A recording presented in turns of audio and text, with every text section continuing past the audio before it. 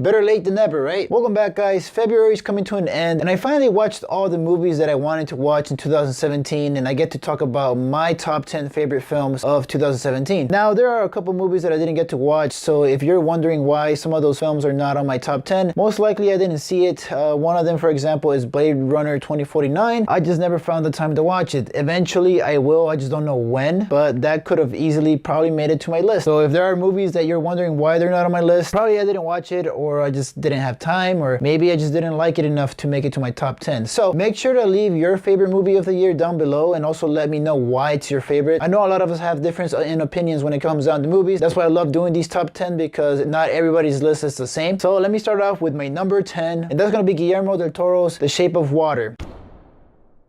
I really love what Del Toro did as far as a visual standpoint in this film. I really enjoyed it, alongside with the performances. Sally Hawkins does an incredible job portraying this lady that can't speak. She can hear, she can do sign language, but she comes across this creature, and they build this very lovable relationship that I really enjoyed watching. And also, she kind of gets down with this creature, which was kind of questionable, but at the same time, it was kind of sweet. But the main reason this movie doesn't make it higher on my list is kind of because of the ending. I did enjoy it, but at the same time, it's like I kind of forgot it already. But as far as a visual standpoint, that's the main reason I love this film, and I think that Guillermo del Toro is most likely going to win an Oscar for this film, and if he does, I'll be very happy for that. Moving on to my number 9 is going to be The War for the Planet of the Apes.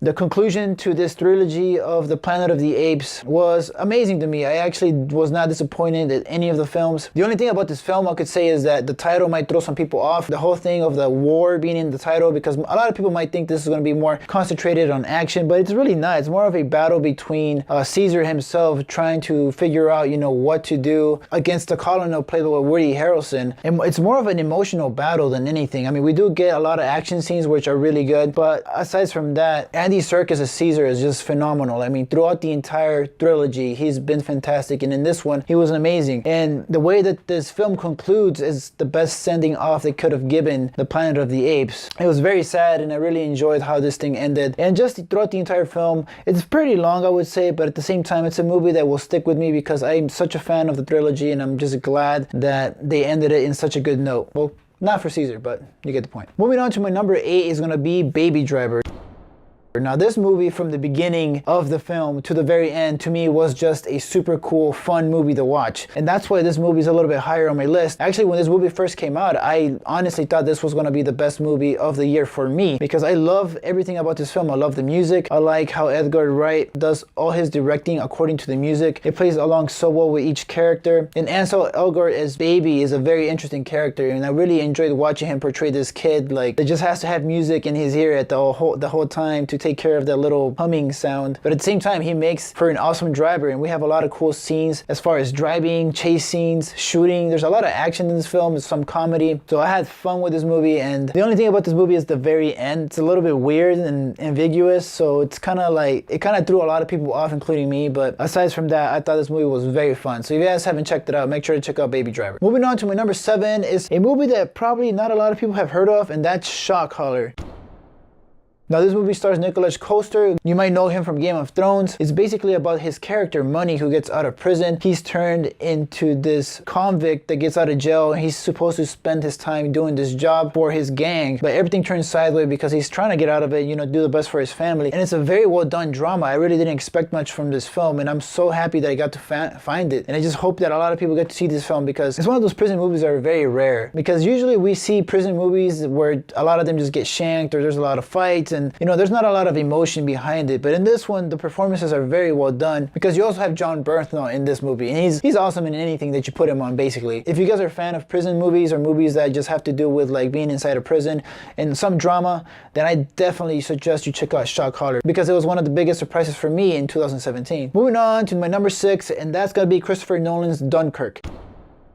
Now, this movie, actually, I loved. I can't deny the fact that I love this film. I went to a theater by myself to watch this, and from the beginning to the end, I was glued to the screen. Everything about this film was fantastic to me. The stories, we have like 3 separate stories that intertwine into each other, kind of, and at the same time, we don't have a main character, and I kind of love that about a film, because it became kind of unique. You really didn't have to like be glued to one character, but you had to be focused on this event that was going on, and that's what I really enjoyed about it. The only thing about this film film is that I can't put it higher on my list because there's no way I can enjoy this film without having a great speaker system or like a huge TV. I tried watching this a while ago on my TV, but it was not doing it justice because alongside with the visuals and the directing of Christopher Nolan, you also have a great score that goes along with the film, and that's one of the best things because it just keeps you in suspense the entire time. So if you guys haven't checked out Dunkirk, I would suggest checking it out. I had such a great time with this film, so hopefully I get to see it again. Now this movie actually surprised the hell out of me because I wasn't really sure what it was about or how I was going to feel about it, and that's going to be 3 Billboards Outside of Ebbing, Missouri. That's a mouthful. This is about the murder of Mildred Hayes' daughter. It hasn't been resolved and she's really getting pissed off and she doesn't really know what to do or how to get the cops' attention. So she puts up signs on these billboards that get the cops' attention. So it kind of becomes this battle between her, the cops, and this entire town. And what I love about this film is that they don't hold back. Like you have this small town where everybody just speaks their mind. And that's what this movie does. I mean, they legit don't hold back. Like there's cursing, there's swearing, there's a racist cop. Everybody's kind of being just messed up to each other. And I think a lot of that rawness that this film brought. The ending to this film, it was a little bit ambiguous, and it's probably what would turn off a lot of people because it's not like a happy ending, I would say. But at the same time, I like the realism of how this film ends because in real life, you know, you don't get happy ending. And in a way, this movie kind of shows it. Moving on to number 4 is gonna be another surprise, and that's Jordan Peele's Get Out. Man, I had a lot of fun with this movie, mainly because I'm already a big fan of like horror, thrillers, and suspense, but at the same time, I do like a good comedy, and this movie had both. Not only was the cast great, but the story itself was awesome. I love what Jordan Peele did with this. There was like no monster involved or like a serial killer. It was more of a social horror film. Like, you know, the real monster was people itself and like how in our society we are the real monsters. So I really like what he did there. And on top of that, Daniel Kaluuya in this film is what stuck out the most to me. I'm glad I got to see this film because other than that, I would have never really known of Daniel Kaluuya. So I'm glad that this film exposed a lot of new characters for me, and I'm going to be looking forward to what Jordan Peele does next. Now moving on to my top 3, and these 3 could probably interchange with each other, just depending on what kind of mood I am, but for now, this is my top 3. And number 3 is going to be Geralds Game. Now this movie's on Netflix, so you can definitely check it out if you have a Netflix account. And this movie was actually a surprise because I saw it and I really didn't know what it was about. About this couple basically that they're trying to get their sexual life going by, you know, playing this thing. Then an accident happens where the husband dies.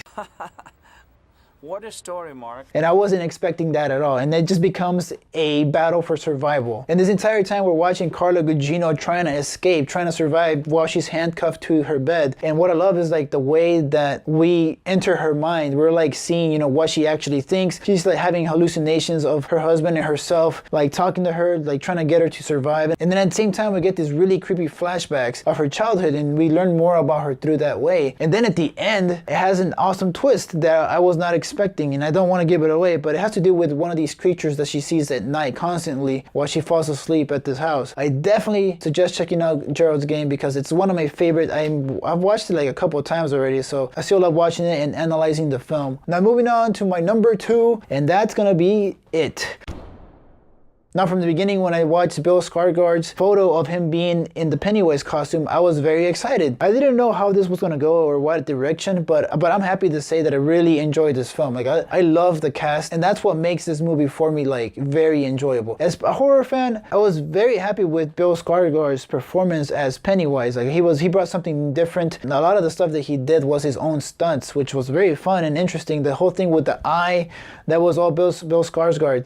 And now moving on to the kids is what makes this movie, and I really love that. It's kind of like I was watching Stand By Me meets Freddy Krueger or something. But one of the things about this film is like it brings me back to those older movies where like you want to be with your friends and you want to like go solve mysteries or, you know, like save the town from like dangerous things like a clown or something like that. So I was very happy to say that, you know, this movie did not let me down, and that's why it's my number 2. And honestly, I will watch this movie on repeat until part 2 comes out. So hopefully that one doesn't disappoint because this one I really enjoyed. So part 2 better be as good as this one or better. And now moving on to my number 1, and that's gonna be, well, yeah, The Disaster Artist. What a story, Mark. I love The Disaster Artist. Ever since I watched The Room, I've always been so confused as to, why he made this movie and, like, why did he go to such lengths to make this movie? And The Disaster Artist basically tells us the backstory of, of how Tommy Wiseau met Greg Sestero. And I also love the fact that the Franco brothers got to play these best friends. And I thought that was pretty awesome and sweet. I love James Franco's portrayal of Tommy Wiseau. It's hilarious and I think it's on point. A lot of the scenes that they recreate from The Room are perfectly done. I mean, obviously there's like some frames that are off, but aside from that, they like nail it to like 98%. And another thing about this film is that I kind of had a feeling that it was gonna be funny. And in a way, it feels like an inside joke because if you've seen The Room, you're gonna get a lot of the jokes, but you don't have to watch The Room in order to have a good time with this one, because at the same time, it has a message. It's actually a very emotional movie between Tommy Wiseau and Greg Sestero, which I did not expect at all. Like, they have a lot of like heart-to-heart moments, which were very well done, but at the same time, it's like crazy as we approach the making of The Room. So I'm very happy that this movie was successful, because I was honestly nervous seeing this movie. I was hoping it didn't fail, but it didn't, and it did great. So that's my number one, guys. And there you guys have it. That's my favorite top 10 of the year. I hope you guys liked it. Like I said, if you guys want to leave your list down there, or your favorite movie of the year, let me know what it is and why it's your favorite. I also have my top 10 of like January through June, I believe. So make sure to check that list out, because it's totally different from what this one ended up being. So make sure to subscribe, guys. Hit the little bell for notifications. Help me get to 1,000 subscribers, so eventually I can get monetization back. Even though I wasn't making anything, but the possibilities are endless, I guess, with that. But if you guys enjoyed this video, make sure to give it a thumbs up and share it with some of your friends. But as always, guys, stay tuned.